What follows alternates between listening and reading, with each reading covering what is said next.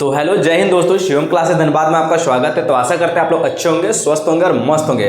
तो जैसा कि आप लोगों को पता है कि आरआरबी, एलपी और टेक्नीशियन के लिए और ग्रुप डी के लिए भी हमारा प्रीवियस ईयर क्वेश्चंस का सीरीज चल रहा था, जिसमें हम लोग एलपी के जितने भी शिफ्टों में हुए हैं, 39 शिफ्टों में जितने भी एग्जाम्स हुए हैं, सारे क्वेश्चंस को हम लोग कवर कर रहे हैं आपका शिफ्ट वाइज। तो आज हमारा जो है तीसरा क्लास होने वाला है। थोड़ा क्लासेस में डिले हो चुका है, लेकिन बहुत ही शानदार तरीके से बेस्ट क्वेश्चन साइंस के जितने भी पूछे गए एलपी के शिफ्टों में, सीबीटी 1 में उसके क्वेश्चंस को हम लोग कलेक्शन करके आपके डिस्कशन करवा रहे हैं बहुत ही बेहतरीन ढंग से। और डिस्कशन मतलब ऐसा डिस्कशन कि आपको हर एक क्वेश्चन में एनालिसिस पूरे ढंग से दिया जा रहा है, ताकि देखना अगर आप इस क्लासेस के 10 क्लास लगभग कर ले तो उसके बाद देखना आपके नॉलेज में क्या इनहेंस होगा। ठीक है, बहुत ही मजा आने वाला। और इससे क्या होगा, आपका डिस्कशन से एक चीज फायदा है, जो डिस्कशन कर रहे होगे एक चीज देख रहे होगे, आपको पूरे चैप्टर का रिवाइज हो जाने वाला है। ठीक है, और आपको ये भी पता चलेगा कि हमारा कौन सा चैप्टर वीक है, कहाँ पे क्या स्ट्रॉन्ग करना है। ठीक है, तो चलो हम लोग आज का क्लास स्टार्ट करने से पहले जो कुछ चीज़ें बता दूं। आप जब ये डिस्कशन देखते हो तो अपने साथ एक कॉपी और पेन लेकर के बैठो, ताकि आप बहुत सारी चीज़ें मैं डिस्कशंस के थ्रू करवा दूंगा आपका, जो आपका रिवाइज हो जाने वाला है। तो चलो हमारा आज का पहला क्वेश्चन जो है, तो आज का पहला हमारा क्वेश्चन आपको दिख रहा है स्क्रीन पे। क्लोरीन गैस का उपयोग निम्नलिखित में से किसके निर्माण में किया जाता है? क्लोरीन गैस का जो उपयोग है निम्नलिखित में से किसके निर्माण में किया जाता है? यहाँ पे 4 ऑप्शन दिख रहा होगा आपको, baking powder, baking soda, bleaching powder, धुलाई सोडा। देखिए इसके 2 तरीके बताऊंगा। सबसे पहले मैं बताता हूं क्लोरीन गैस बनता कैसे। ठीक है, क्लोरीन गैस बनता कैसे है आपका। तो देखो क्लोरीन गैस बनने का विधि देखो क्या होता है। जब हम क्लोरीन गैस बनाने का प्रोसेस, जब हम क्या करते हैं, CaOH होल ट्वाइस, इसको क्या बोलते हैं, कैल्शियम हाइड्रोक्साइड की अभिक्रिया किसके साथ, क्लोरीन के साथ करवाते हैं, तो आपका क्या बनता है, CaOCl2, कैल्शियम हाइपोक्लोराइड बनता है, प्लस वाटर आपका रिलीज होता है। ठीक है, अब इसका क्या नाम है भाई, रासायनिक नाम इसका क्या है, केमिकल नेम क्या है, कैल्शियम हाइड्रोक्साइड, और व्यावसायिक नाम है सिलेक्ट लाइम। इसको हिंदी में क्या बोलते हैं, बूझा चूना। क्या बोलते हैं, बूझा चूना।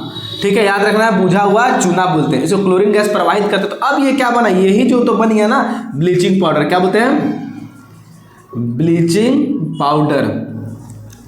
अब देखो ब्लीचिंग पाउडर का रासायनिक नाम क्या है, कैल्शियम ऑक्सीक्लोराइड। याद रखना है, कैल्शियम ऑक्सीक्लोराइड बोलते हैं इसको। ठीक है, वाटर। तो ये इस तरह बनता है। तो आपको बनने का भी प्रोसेस पता चल गया, किसका, सिलेक्ट लाइम, बुझा हुआ चूना कैल्शियम हाइड्रोक्साइड के साथ रिएक्शन करवाते हैं क्लोरीन गैस की, तो ये बनता है। अब देखो इसका यूज कहाँ कहाँ हो रहा है। अब इसका यूज कहाँ हो रहा है, क्लोरीन गैस का उपयोग निम्नलिखित में किस में होता है? तो क्लोरीन गैस किस में रहता है भाई, ये क्या ब्लीचिंग पाउडर है, ब्लीचिंग पाउडर में देखो तो क्या आपका क्लोरीन गैस है। तो ये आप ऑप्शन से छाट सकते हो। अब देखो ऑप्शन नंबर 1 दिया बेकिंग पाउडर। बेकिंग पाउडर मतलब खाने वाला सोडा हो गया, ब्लीचिंग पाउडर, धुलाई सोडा और बेकिंग सोडा। देखो बेकिंग पाउडर है यहाँ पे एक चीज, एक होता है बेकिंग सोडा और एक होता है आपका, सबका लिख दे रहे हैं, बेकिंग पाउडर। एक होता है धोने वाला सोडा, वॉशिंग सोडा, और एक होता है ब्लीचिंग पाउडर।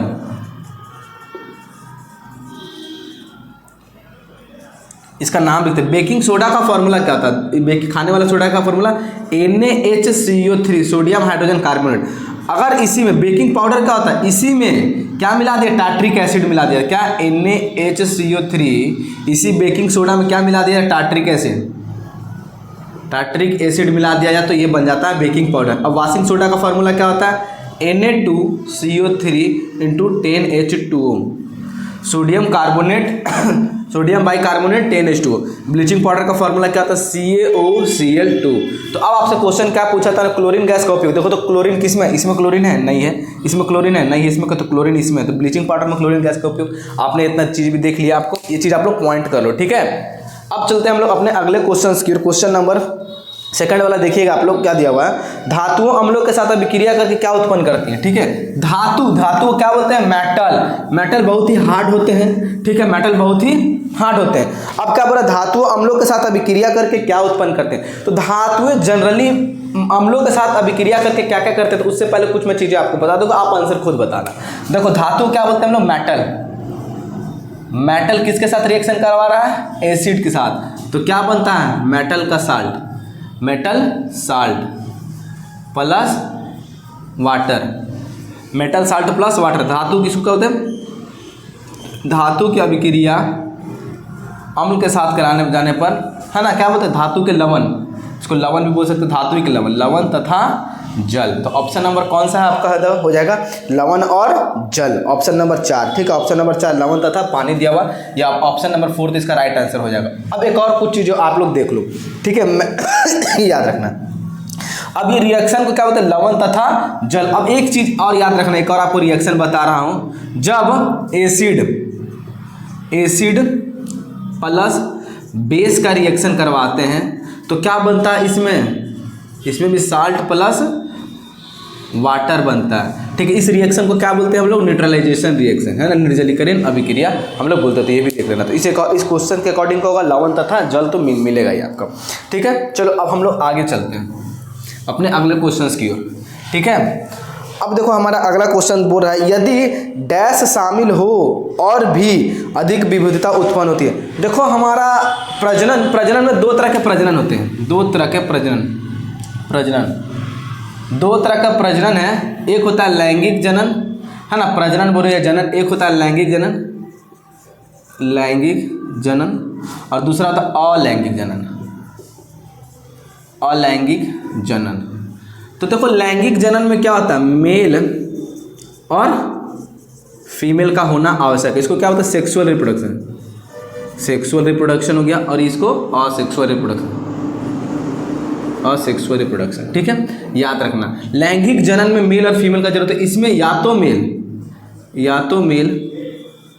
या फीमेल है ना, किसी एक मतलब पेरेंट सेल का ही जरूरत होता है। तो लैंगिक जनन में मेल फीमेल जैसे ह्यूमंस में हो गया, एनिमल्स में हो गया, ठीक है, ये सब बड़े आपका जो ऑर्गेनिज्म होते हैं, बड़े जीवों में ये देखने को मिलता है। और अलैंगिक जनन में बहुत सारा टाइप है, विखंडन होता है, विखंडन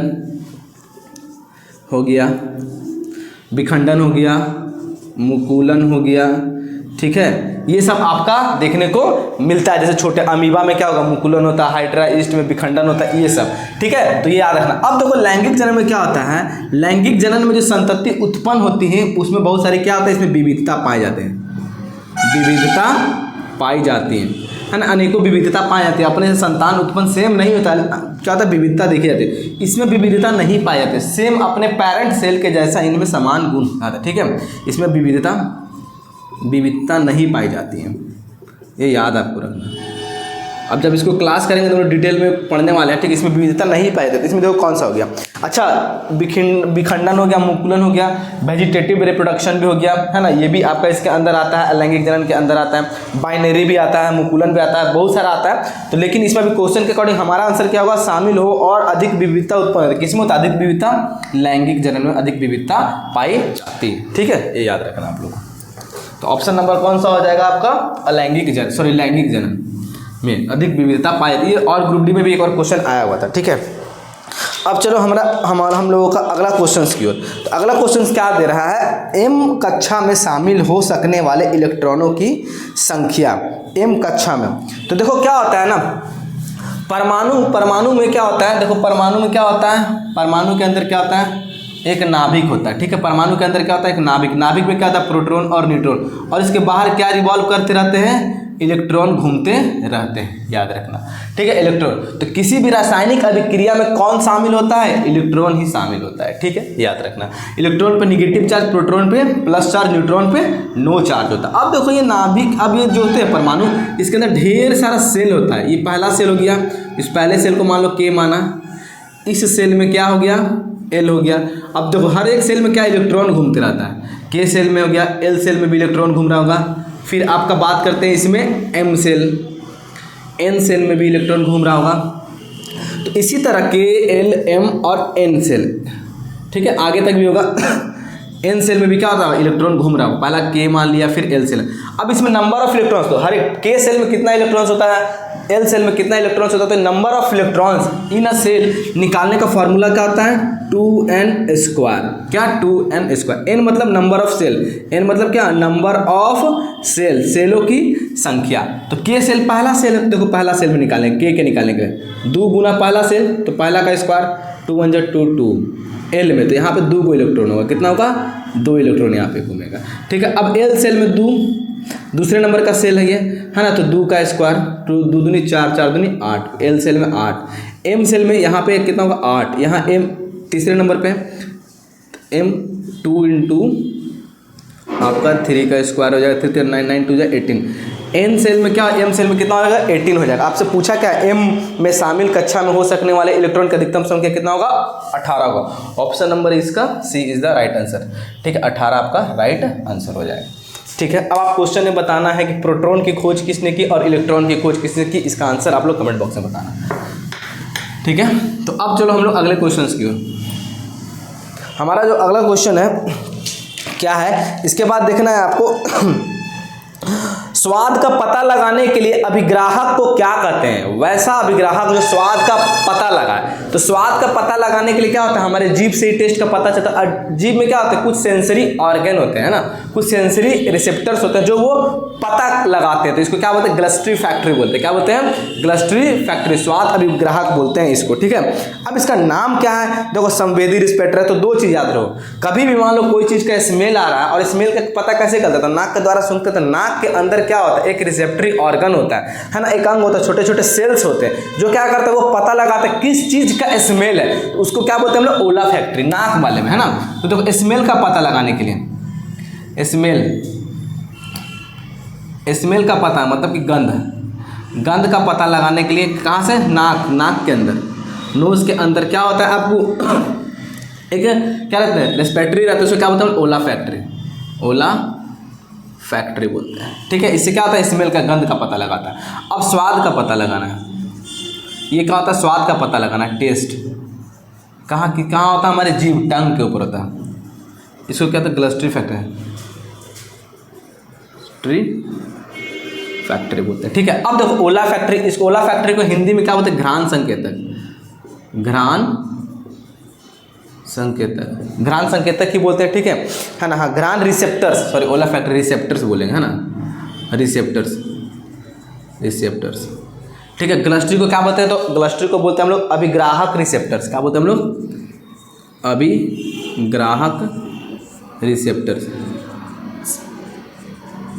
फैक्टर्स। तो देखो स्वाद का हमसे क्वेश्चन में पूछा था, तो स्वाद वाला कौन सा हो जाएगा आपका, ऑप्शन नंबर 4 अभिग्राहक रिसेप्टर्स, है ना, स्वाद का पता, इसको ग्लस्ट्री फैक्ट्री जीभ से, है ना, याद रखना। एसिड बेस में भी पता चलता है, एसिड और बेस का कैसे कैसे पता लगता है। तो अब चलो ये हो गया इसका ऑप्शन नंबर आपका अभिग्राहक receptor, option number 4 is the right answer. चलो अब हम लोग चलते हैं अपने अगले क्वेश्चन की ओर।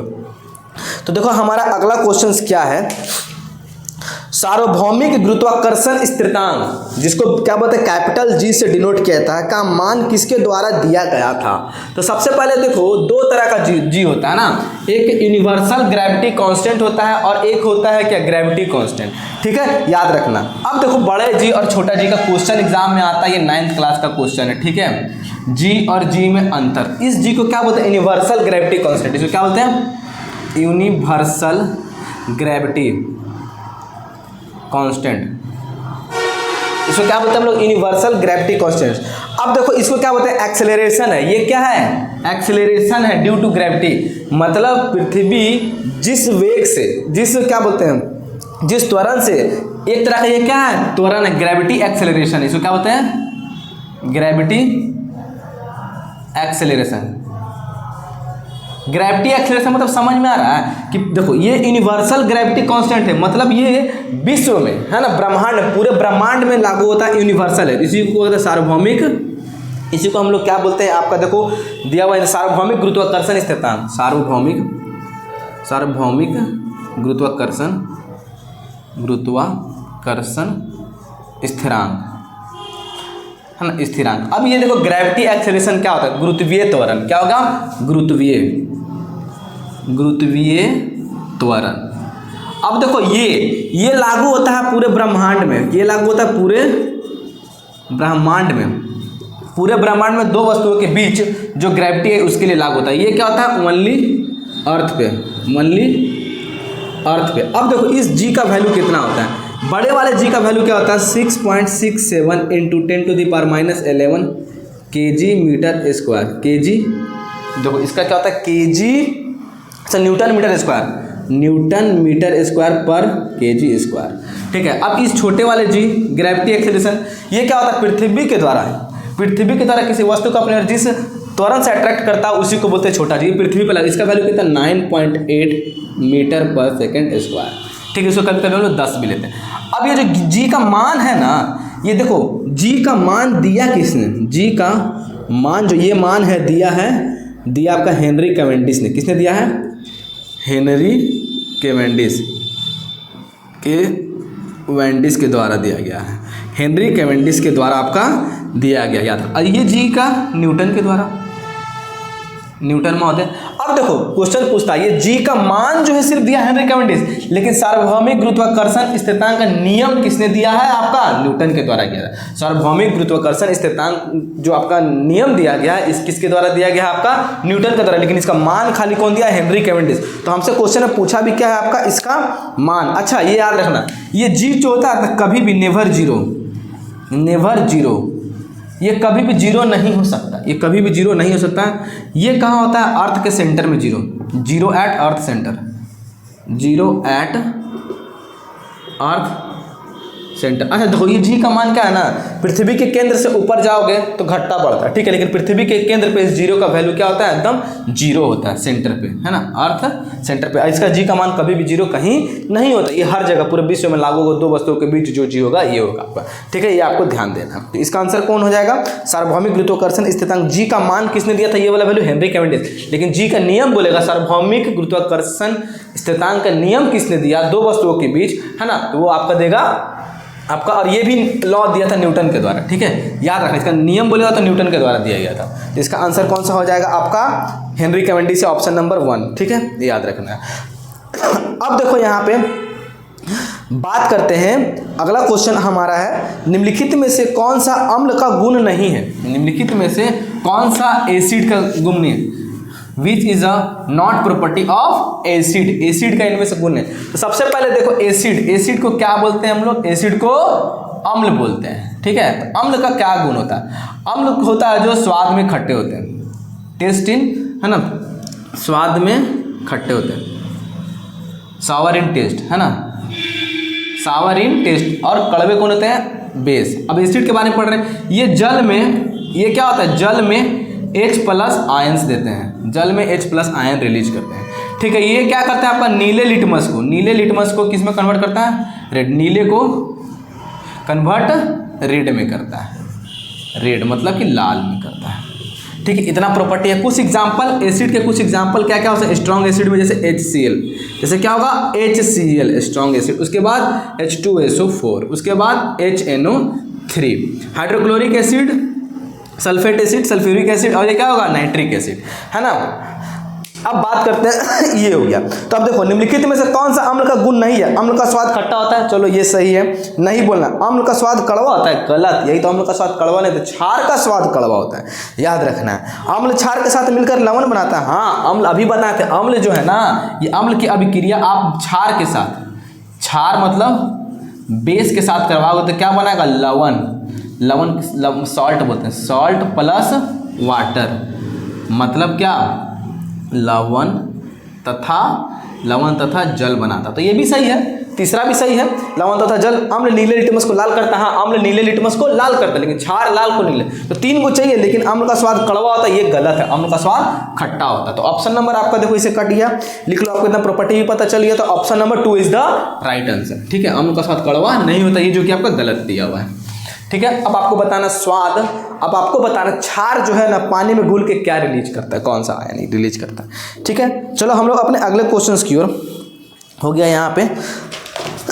देखो अगला क्वेश्चन बहुत ही शानदार क्वेश्चन है, लिखते जाओ यार, मजा आ जाएगा। 10 क्लास कर लेना, उसके बाद देखना आप में कितना इंप्रूवमेंट होता है, ठीक है। और बहुत ही जल्द आप लोग के सामने बिग अनाउंसमेंट होने वाला है।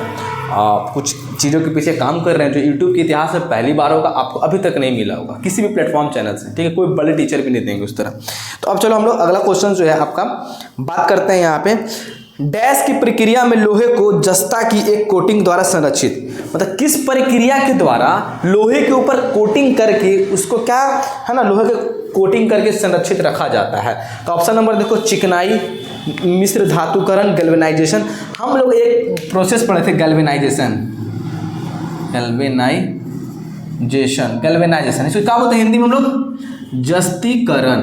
तो जस्तीकरण एक प्रोसेस है जिसमें लोहे के ऊपर जस्ते का कोट किया जाता है, जस्ते का कोट मतलब परत चढ़ाई जाती है, परत चढ़ाई जाती है, जिससे क्या होता है ना कि लोहा संरक्षित रहता है। क्यों? लोहे को अगर खुले में छोड़ दिया जाए तो ऑक्सीजन और वाटर वेपर के साथ रिएक्शन करके लोहे का ऑक्साइड बना देता है, जिससे जंग लगना स्टार्ट होता है, जिससे लोहे की गुणवत्ता में क्या आती है? कमी आती है। तो हम लोग उस ऑक्सीकरण से बचाने के लिए, जंग लगने से बचाने के लिए इसके ऊपर जस्तीकरण, जस्ता का एक परत चढ़ा देते हैं, जिससे वो क्या सुरक्षित रहता है। इस प्रोसेस को क्या बोलते हैं? गैल्वेनाइजेशन, जिससे लोहा आपका सुरक्षित रहता है। तो ऑप्शन नंबर कौन सा हो जाएगा? देखो जस्तीकरण किस में दिया? गैल्वेनाइजेशन। इसको हिंदी में बोलते हैं जस्तीकरण, देखो इंग्लिश वाला ही डाल दिया। ठीक है, तो ये आप लोग को समझ में आ गया होगा। ठीक है, अब हम लोग अगला क्वेश्चन चलते हैं। अब देखो हमारा अगला क्वेश्चन देखो, ऊपर उठाए गए हथौड़े के पास क्या होता है? आप सभी के घर में हथौड़ा होगा, ठीक है, हथौड़ा होगा। तो मान लो ये जस्ट एग्जांपल एक हथौड़ा है, इसको जैसे ही ऊपर उठाएं तो ये किसी एक हाइट पे, एक रेफरेंस पॉइंट के, एक रेफरेंस पॉइंट से क्या किसी भी हाइट पे, अब ये हाइट पे है तो इसका अपना द्रव्यमान भी होगा, द्रव्यमान भी होगा, तो इसमें क्या होगा? कौन सा ऊर्जा निहित होगा? स्थितिज ऊर्जा। कौन सा? Potential energy.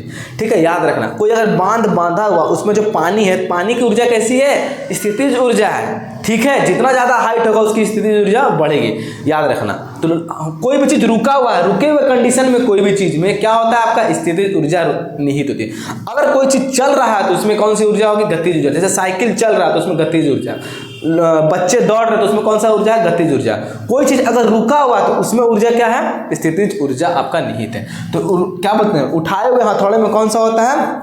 आपका स्थितिज ऊर्जा होगा। क्या होगा? स्थितिज ऊर्जा होगा। तो ऑप्शन नंबर इसका क्या होगा? आपका option number 4 is the right answer. अब देखो कुछ बताते हैं, हम लोग जानते हैं स्थितिज ऊर्जा, स्थितिज ऊर्जा, स्थितिज ऊर्जा को क्या बोलते हैं? पोटेंशियल एनर्जी, पोटेंशियल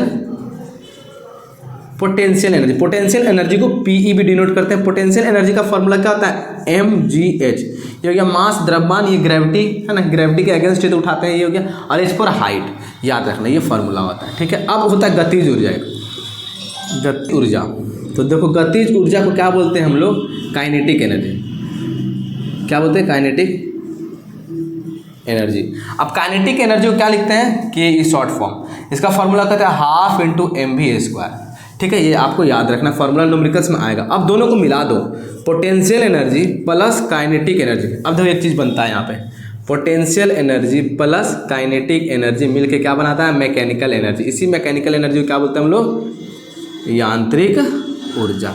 क्वेश्चन पता है ऐसा पूछा था कि पोटेंशियल एनर्जी और यांत्रिक एनर्जी का दोनों का योग क्या होता है? यांत्रिक ऊर्जा के बराबर होता है। ठीक है, यहाँ पे समझ में आया आप लोग को?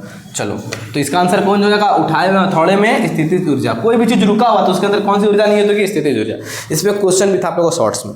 ठीक है, हमारा अगला क्वेश्चन क्या दिया हुआ है? क्वेश्चन नंबर देखो अगला, यदि कोई वस्तु त्रिज्या r के वृत्ताकार पथ के चारों ओर जाने में t सेकंड का समय लेता है तो वेग भी निम्नलिखित में से किसके द्वारा दिया जाएगा? ठीक है, आपको ये बताना। तो इसका क्वेश्चन एगो हम लोग पहले ही बताए थे। तो मान लो कोई वृत्ताकार पथ है, वृत्ताकार पथ में कोई भी चीज घूम रहा है, इसका रेडियस मान लो जिसका r है, तो वृत्ताकार पथ में घूम रहा है तो एक चक्कर लगाने में कितना डिस्टेंस तय करेगा? 2πr करेगा। टाइम कितना लगा आपका? t सेकंड दे दिया। टाइम कितना लगा आपका? t second. तो इसमें वेलोसिटी, तो वेलोसिटी बराबर वेग बराबर क्या होता है? दूरी बटे समय। क्या बोलते हैं? दूरी बटे समय। दूरी कितना है? 2πr। समय कितना लगाइए? 2πr/t। ऑप्शन नंबर इसका देखो कि इसमें 2πr/t है ना, ऑप्शन नंबर सेकंड में इसका राइट आंसर हो जाएगा। ठीक है, चलो हम लोग आप बात करते हैं अगला क्वेश्चन। अगला क्वेश्चन आपको ये है, लास्ट क्वेश्चन है आज का। क्वेश्चन नंबर ये देखो, जब हम आवर्त सारणी के समूह में नीचे जाते हैं, आवर्त सारणी देखे हो ना, आवर्त सारणी पीरियोडिक टेबल है ना, पीरियोडिक टेबल। आवर्त सारणी में जब समूह में ऊपर से नीचे जाते हैं, समूह देखो ऐसा रहता है, आवर्त सारणी का कुछ चार्ट ऐसा रहता है। ठीक है, याद रखना है ना। तो आवर्त सारणी में समूह, इसको क्या बोलते हैं? ये ग्रुप होता है। ऐसे क्या होता है? ग्रुप्स होते हैं, ग्रुप मतलब। अब ये समूह में हम ऊपर से नीचे जाते हैं, ये क्षैतिज लाइन को क्या बोलते हैं हम लोग? क्षैतिज लाइन को क्या बोलते हैं हम लोग? आवर्त बोलते हैं। क्या बोलते हैं? आवर्त। आवर्तों की संख्या 7 होती है और इसको ग्रुप बोलते हैं। ऊपर वाला जो लाइन है इसको क्या बोलते हैं हम लोग? ग्रुप। ग्रुप, ग्रुप मतलब समूह। इसको पीरियड, पीरियड की संख्या कितनी होती है? 7 होती है। ग्रुप का समूह की संख्या कितना? 8। तो ग्रुप में जब ऊपर से नीचे आता है तो कुछ चीज़ें आपको देखने को मिलती है। देखो atomic size, atomic size, atomic size हो गया, एटॉमिक रेडियस बोला जाए है ना, number of cell, number of cell, number of cell. ठीक है। अब देखो क्या, ये सब तीनों जो क्या होता है, इंक्रीज होता है, तीनों क्या होता है, इंक्रीज।